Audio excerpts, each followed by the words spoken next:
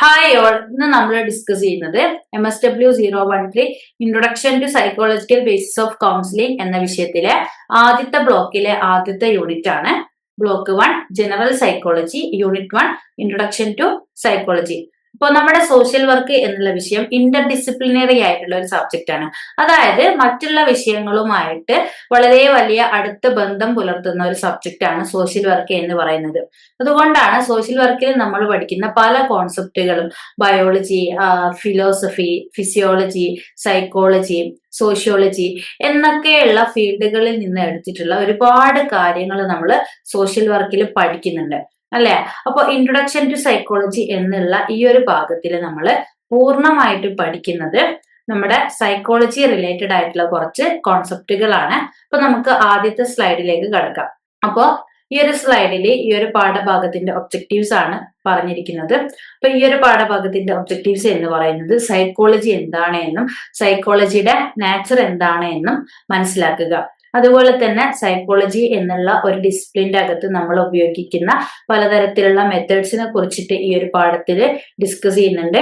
കൂടാതെ സൈക്കോളജി എന്നുള്ള ഒരു സബ്ജക്റ്റിന്റെ ഡിഫറെന്റ് ബ്രാഞ്ചസ്, അതിന്റെ ഇമ്പോർട്ടൻസ്, ആപ്ലിക്കേഷൻ, ഇത്രയും കാര്യങ്ങൾ ഈ ഒരു യൂണിറ്റിൽ നമ്മൾ ഡിസ്കസ് ചെയ്യുന്നുണ്ട്.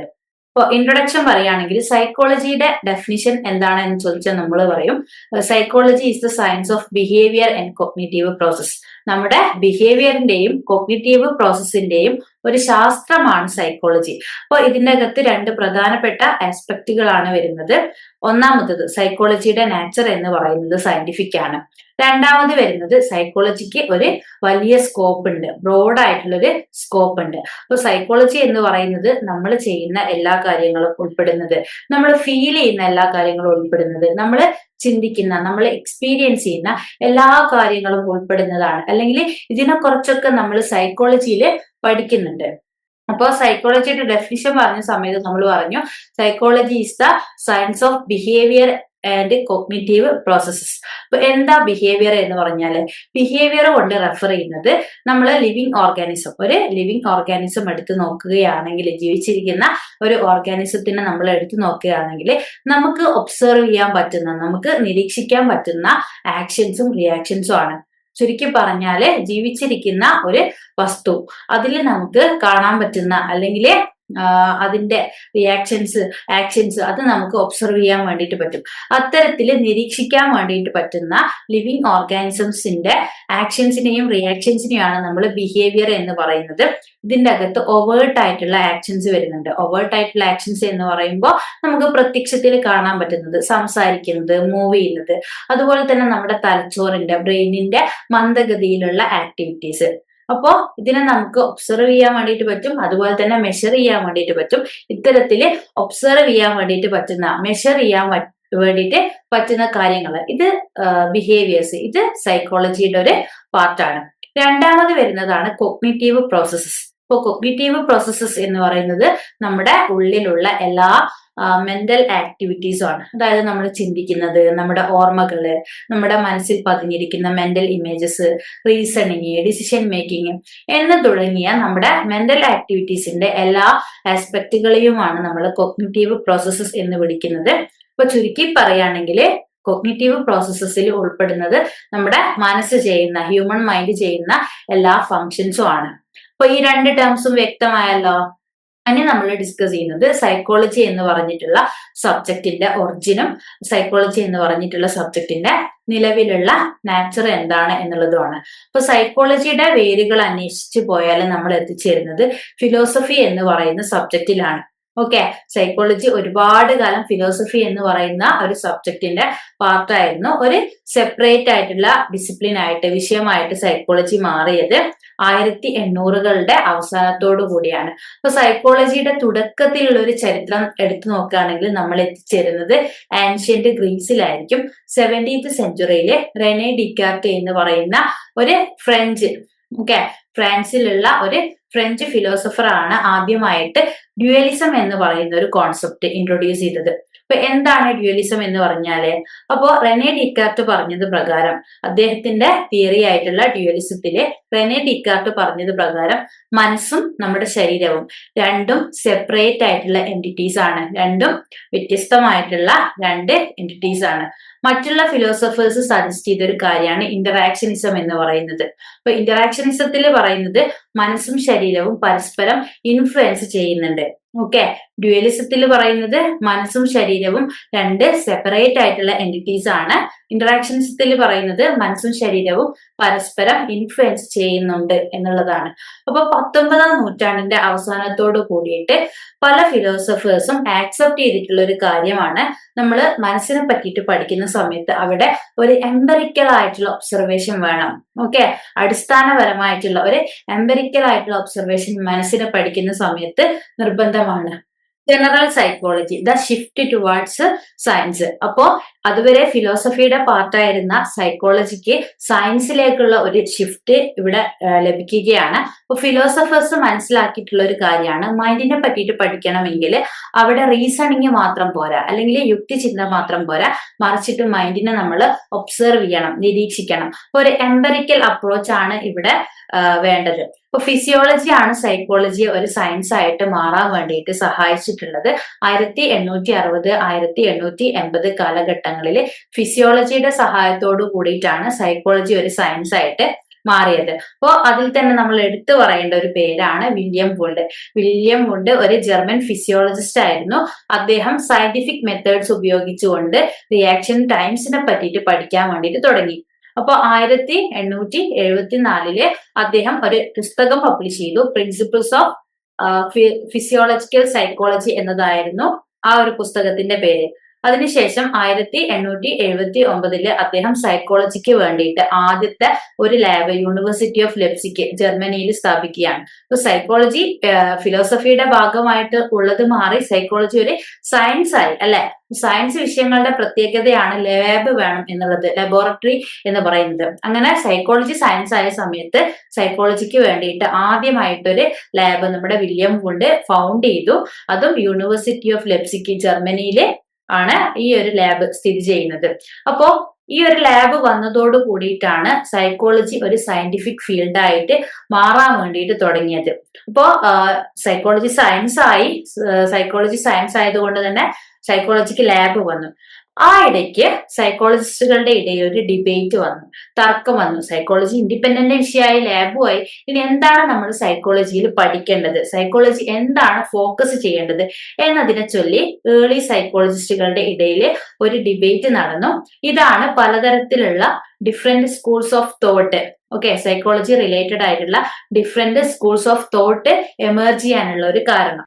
അപ്പോ ഏതൊക്കെ തരത്തിലുള്ള ഡിഫറെന്റ് സ്കൂൾ ഓഫ് തോട്ടാണ് എമർജ് ചെയ്തിട്ടുള്ളത് എന്ന് നമുക്ക് ഡിസ്കസ് ചെയ്യാം. ആദ്യം തന്നെ സ്ട്രക്ചറലിസം ആണ്.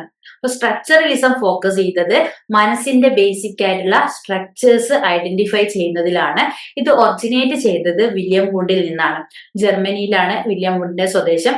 പിന്നീട് ഇത് ഡെവലപ്പ് ചെയ്തെടുത്തത് അദ്ദേഹത്തിന്റെ സ്റ്റുഡന്റ് ആയിട്ടുള്ള എഡ്വാർഡ് ബി ടിഷ്നർ ആണ്. എഡ്വാർഡ് ബി ടിഷ്നർ ഒരു US-കാരനാണ്. അപ്പൊ 1867 1927 കാലഘട്ടത്തിലാണ് ടിഷ്നർ ജീവിച്ചിരുന്നത്.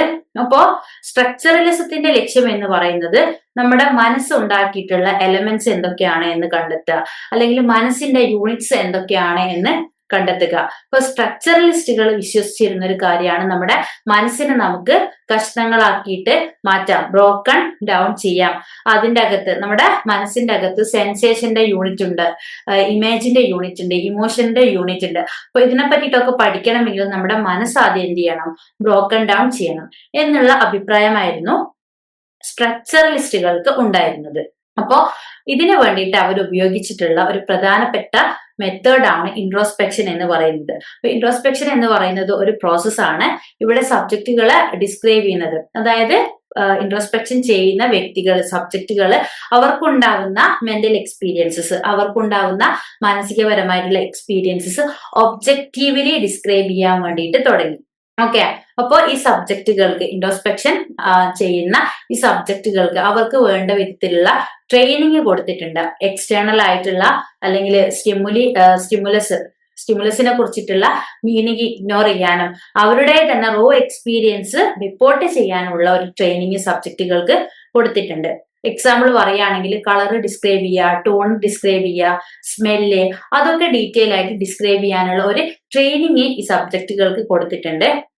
അപ്പോൾ ഇത്തരത്തിലുള്ള എക്സ്പെരിമെന്റ്സ് വാല്യബിൾ ആയിട്ടുള്ള ഇൻസൈറ്റുകൾ, ഓക്കെ, നല്ല മൂല്യപൂർണമായിട്ടുള്ള ഉൾക്കാഴ്ചകള്, ആളുകളുടെ സെൻസേഷൻസിനെ കുറിച്ചിട്ട് ആളുകൾക്ക് എന്താണ് എക്സ്പീരിയൻസ് ചെയ്യുന്നത്, സെൻസുകളിലൂടെ എക്സ്പീരിയൻസ് ചെയ്യുന്നത്, ഇത്തരത്തിലുള്ള സെൻസേഷൻസിനെ കുറിച്ചിട്ട് വാല്യബിൾ ആയിട്ടുള്ള ഇൻസൈറ്റുകൾ തരാൻ വേണ്ടിയിട്ട് ഇത്തരം പരീക്ഷണങ്ങൾക്ക് സാധിച്ചു. എന്നിരുന്നാലും ചില സൈക്കോളജിസ്റ്റുകൾ ഈ ഒരു അഭിപ്രായം, സ്ട്രക്ചറലിസം എന്ന് പറയുന്ന ഈ ഒരു ഐഡിയ, സ്കൂൾ ഓഫ് തോട്ടിനെ ഒപ്പോസ് ചെയ്തു. അവര് പറയുന്ന കാര്യം എന്ന് പറഞ്ഞാല് മൈൻഡിനെ നമുക്ക് കഷ്ണങ്ങളാക്കി മുറിച്ചുകൊണ്ട് അല്ലെങ്കിൽ breaking it into parts, മൈൻഡിനെ ഇങ്ങനെ പാർട്സ് ആക്കിക്കൊണ്ട് നമുക്ക് അണ്ടർസ്റ്റാൻഡ് ചെയ്യാൻ വേണ്ടിയിട്ട് പറ്റില്ല എന്ന് ചില സൈക്കോളജിസ്റ്റുകൾ അഭിപ്രായപ്പെട്ടു. അപ്പോ കുറച്ച് ആളുകള് മൈൻഡിന്റെ സ്ട്രക്ചറിൽ നിന്ന് മാറി എങ്ങനെയാണ് മൈൻഡ് ഫങ്ഷൻ ചെയ്യുന്നത് അല്ലെങ്കിൽ പ്രവർത്തിക്കുന്നത് എന്നുള്ള രീതിയിൽ പഠനം നടത്താൻ വേണ്ടിയിട്ട് തുടങ്ങി. അങ്ങനെയാണ് ഗസ്റ്റാൾട്ട് സൈക്കോളജി എന്ന് പറയുന്നത് നമ്മുടെ രണ്ടാമത്തെ സ്കൂൾ ഓഫ് തോട്ട് വരുന്നത്. Gestalt school of psychology found ചെയ്തിരിക്കുന്നത് ജർമ്മനിയിലാണ്.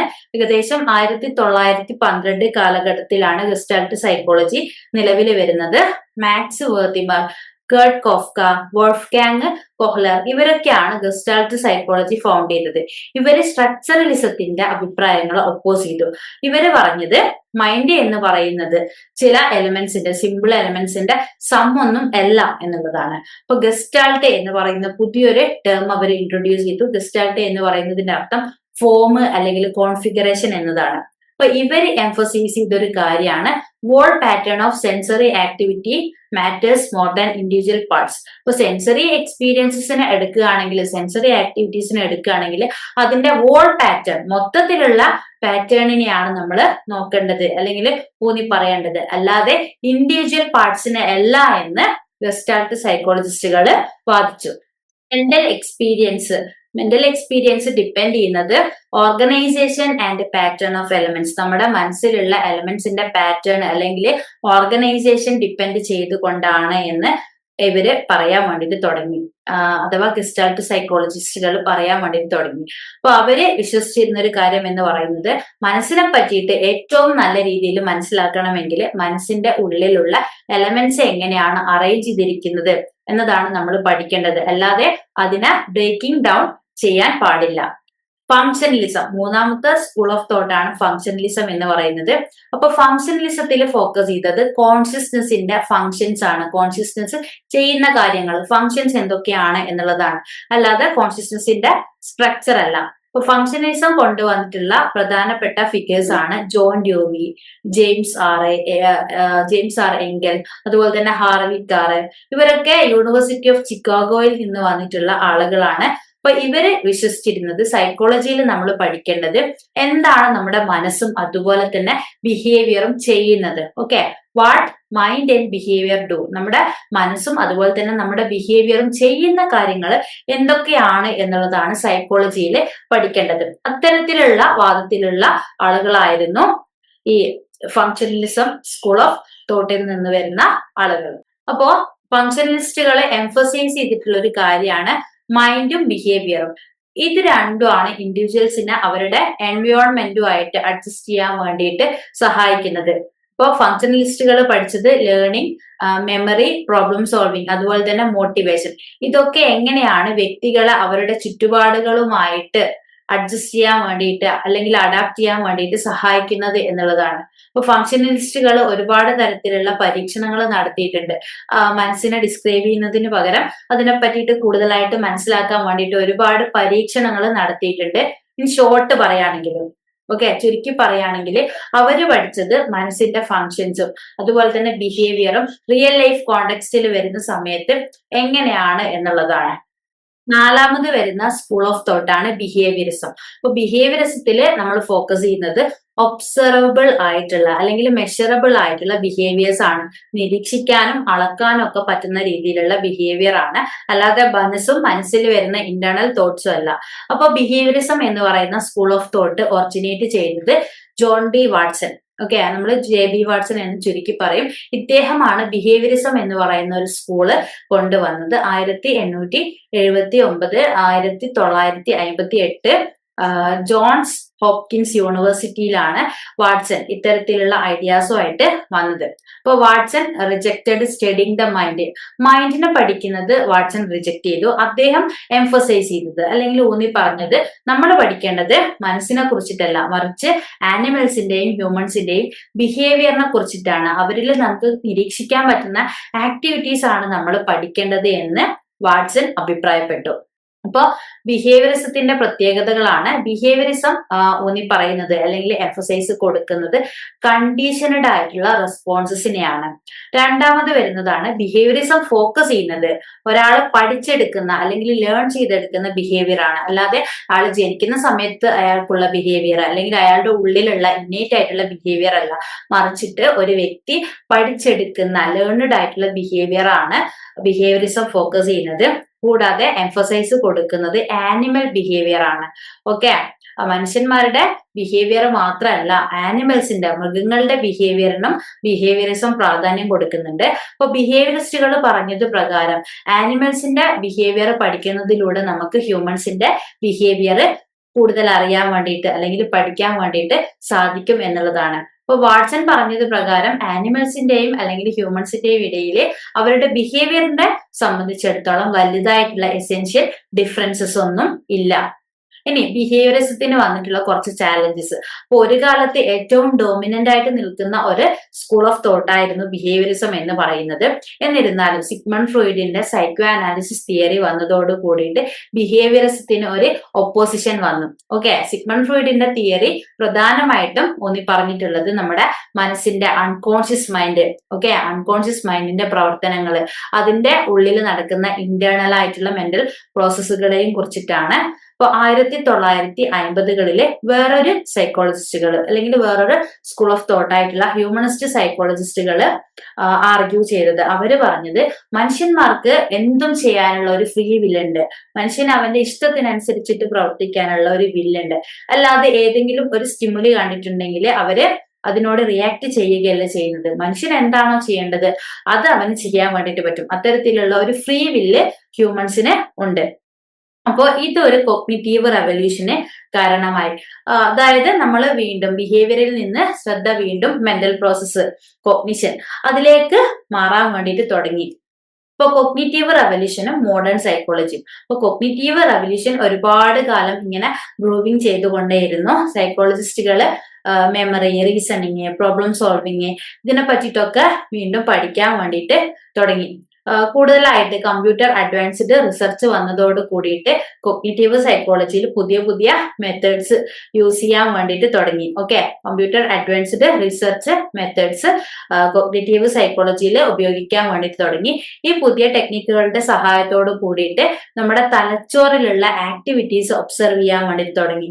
ആളുകൾ പൂർണ്ണമായിട്ട് ഉണർന്നിരിക്കുന്ന സമയത്ത് അവരിലെ കോഗ്നിറ്റീവ് ടാസ്കുകൾ, അതായത് മെമ്മറി, റീസണിങ്, പ്രോബ്ലം സോൾവിങ് ഇങ്ങനെയുള്ള കോഗ്നിറ്റീവ് ടാസ്കുകൾ ആളുകൾ ഉണർന്നിരിക്കുന്ന സമയത്ത് തന്നെ, ഓക്കെ, അവര് ഉണർന്നിരിക്കുന്ന സമയത്ത് തന്നെ എന്തൊക്കെയാണ് അവരുടെ ബ്രെയിനിൽ നടക്കുന്നത് എന്ന് ഒബ്സർവ് ചെയ്യാനുള്ള പുതിയ പുതിയ ടെക്നിക്കുകൾ വരാൻ വേണ്ടിയിട്ട് തുടങ്ങി. ഇത് ബിഹേവിയറിസ്റ്റുകൾ പറഞ്ഞ അല്ലെങ്കിൽ ബിഹേവിയറിസ്റ്റിന്റെ ഒരു ബിലീഫിനെ ഡിസപ്രൂവ് ചെയ്തു. അവര് പറഞ്ഞത് മെന്റൽ പ്രോസസ്സസ് അഥവാ നമ്മുടെ മനസ്സിൽ നടക്കുന്ന പ്രോസസ്സസ് ഒന്നും നമുക്ക് ഒബ്സർവ് ചെയ്യാൻ വേണ്ടിയിട്ട് പറ്റില്ല എന്നായിരുന്നു, അല്ലെ, ഒബ്സർവബിൾ ആയിരുന്നു എന്നാണ് നമ്മുടെ ബിഹേവിയറിസ്റ്റുകൾ പറഞ്ഞത്. എന്നാൽ പുതിയ ടെക്നിക്കുകൾ വന്നതോട് കൂടിയിട്ട് മനുഷ്യൻ തലച്ചോറിലുള്ള കാര്യങ്ങൾ വരെ അല്ലെങ്കിൽ അവരുടെ തലയിലെ ഉള്ളില് അവരുടെ മനസ്സിൽ നടക്കുന്ന കോഗ്നിറ്റീവ് ആയിട്ടുള്ള ടാസ്കുകൾ, ബ്രെയിൻ ആക്ടിവിറ്റീസ് ഇതൊക്കെ അളക്കാൻ വേണ്ടിയിട്ട് അല്ലെങ്കിൽ പരീക്ഷിക്കാൻ വേണ്ടിയിട്ട് നിരീക്ഷിക്കാൻ വേണ്ടിയിട്ട് സാധിച്ചു. അതുകൊണ്ട് തന്നെ cognitive psychology most active research area ആണ്. നമ്മുടെ സൈക്കോളജിയുടെ ഏറ്റവും ആക്റ്റീവ് ആയിട്ടുള്ള റിസർച്ച് ഏരിയ ആണ് കോഗ്നിറ്റീവ് സൈക്കോളജി എന്ന് പറയുന്നത്. Modern psychology. അപ്പൊ ചുരുക്കി പറയുകയാണെങ്കിൽ മോഡേൺ സൈക്കോളജി എന്ന് പറയുന്നത് science of behaviour and cognitive processes ആണ്. നമ്മൾ ആദ്യം പറഞ്ഞ ഡെഫിനിഷനിലേക്ക് നമ്മൾ തിരിച്ചെത്തി. അപ്പോൾ സൈക്കോളജി എന്ന് പറയുന്നത് സയൻസ് ആണ്, ബിഹേവിയറിന്റെയും കോഗ്നിറ്റീവ് പ്രോസസ്സുകളുടെയും സയൻസ് ആണ്. അതിനകത്ത് നമ്മൾ ഹ്യൂമൻ ബിഹേവിയറിന്റെ എല്ലാ ആസ്പെക്റ്റുകളെ പറ്റിയിട്ടും പഠിക്കുന്നുണ്ട്. തോട്ട്സ്, ഫീലിങ്സ്, എക്സ്പീരിയൻസ്, ആക്ഷൻസ്, ഇങ്ങനെയുള്ള ഹ്യൂമൻ ബിഹേവിയറിന്റെ എല്ലാ ആസ്പെക്റ്റുകളും പഠിക്കുന്നുണ്ട്. ഓൾഡ് സൈക്കോളജിക്കൽ സ്കൂൾസിൽ മാത്രം ലിമിറ്റ് ചെയ്തിട്ടുള്ളതല്ല, അല്ലെങ്കിൽ ഇസംസിൽ മാത്രം ലിമിറ്റ് ചെയ്തിട്ടുള്ളതല്ല, മറിച്ച് physical, cognitive, emotional and social ബിഹേവിയറിനെ കുറിച്ചിട്ട് മോഡേൺ സൈക്കോളജി പഠിക്കുന്നുണ്ട്. കൂടാതെ സൈക്കോളജിസ്റ്റുകൾ പലതരത്തിലുള്ള അനുമാനങ്ങൾ അല്ലെങ്കിൽ ഹൈപ്പോത്തിസിസ് ഫോർമുലേറ്റ് ചെയ്യുകയും അതിന്റെ അടിസ്ഥാനത്തിൽ ഡാറ്റാസ് കളക്ട് ചെയ്യുകയും ടെസ്റ്റ് ചെയ്യുകയും ചെയ്യുന്നുണ്ട്. റിസർച്ച് മെത്തേഡ്സ്, ടോപ്പിക്സിനനുസരിച്ചിട്ടുള്ള ഡിഫറെന്റ് റിസർച്ച് മെത്തേഡ്സ് വരാൻ വേണ്ടിയിട്ട് തുടങ്ങി. അതിൻ്റെ അകത്ത് വരുന്നതാണ് ലബോറട്ടറി എക്സ്പെരിമെന്റ്സ്, ലാബിൽ വെച്ചിട്ടുള്ള എക്സ്പെരിമെന്റ്സ്. അതുപോലെ തന്നെ ഇന്റലിജൻസും ആറ്റിറ്റ്യൂഡും ആപ്റ്റിറ്റ്യൂഡും പെർഫോമൻസും പേഴ്സണാലിറ്റിയും ഒക്കെ അറിയാനുള്ള ടെസ്റ്റുകൾ വരാൻ വേണ്ടിയിട്ട് തുടങ്ങി. Observation, interviews, questionnaires, clinical studies, surveys, ഇതൊക്കെ റിസർച്ചിന് വേണ്ടിയിട്ട് ഉപയോഗിക്കാൻ വേണ്ടി തുടങ്ങി. ഇന്ന് സൈക്കോളജിസ്റ്റുകൾ വിവിധ മേഖലകളിൽ സ്പെഷ്യലൈസ് ചെയ്യുന്നുണ്ട്. കൂടാതെ സൈക്കോളജി എന്ന് പറയുന്നത് നമ്മുടെ ജീവിതത്തിൽ, നമ്മുടെ ദൈനംദിന ജീവിതത്തിൽ ഒഴിച്ചുകൂടാൻ പറ്റാത്ത അല്ലെങ്കിൽ ഇമ്പോർട്ടന്റ് റോള് വഹിക്കുന്ന ഒരു വിഷയമാണ്.